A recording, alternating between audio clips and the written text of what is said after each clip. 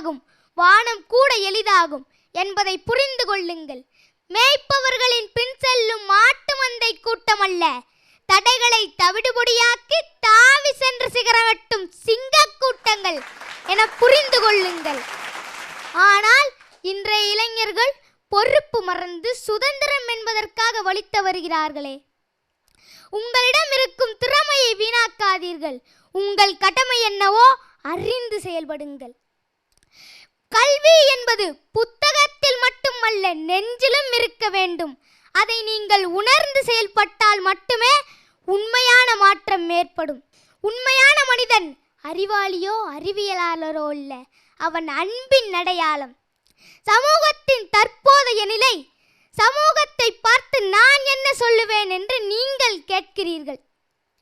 இன்றைய மனிதன் நுணுக்க அறிவியலிலும் தொழில்நுட்ப வளர்ச்சியும் எட்டியுள்ளான். ஆனால் மனிதத்தின் உள்ளார்ந்த அர்த்தத்தை அவன் பின்னடைந்து விட்டான். நீங்கள் நினைத்தால் இமயம் கூட சிறிதாகும் என்பதை புரிந்து கொள்ளுங்கள். மாற்றம் எங்கே தொடங்க வேண்டும், யார் மாற்ற வேண்டும் என்று எதிர்பார்க்கும் விஷயம் அல்ல, நாம் தான் மாற்ற வேண்டும். நாம் தான் உலகத்தை நல்லதொரு பாதையில் அழைத்து செல்ல வேண்டும். இறுதியில் ஒன்றை சொல்லிக்கொள்ள விரும்புகிறேன். விவேகானந்தர் இங்கு இல்லை என்றாலும் அவரது எண்ணங்கள் நம்முள் இருக்கின்றன. அதை நீங்கள் அறிந்து செயல்பட்டால் மட்டுமே உண்மையான மாற்றம் ஏற்படும். இன்று முதல் நீங்கள் ஒரு தீர்மானம் எடுக்க வேண்டும். நாம் வாழும் ஒவ்வொரு நாளும் புதியதாக இருக்க வேண்டும். இந்த சமூகத்திற்கும் உலகிற்கும் நாம் நல்லதை கொடுக்க வேண்டும். இன்றைய உலகம் எங்கு செல்லுகிறது? ஒவ்வொரு நாளும் சண்டை, போராட்டம், வீணான வாதங்கள்.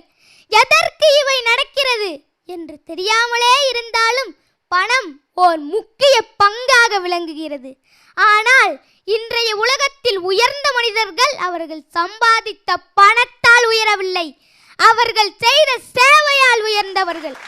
சகோதர சகோதரிகளே, எழுமின் விழுமின் முன்னேறுவோம். நாம் வெல்ல வேண்டும். நமது வெற்றியை நாளை சரித்திரம் சொல்லும்.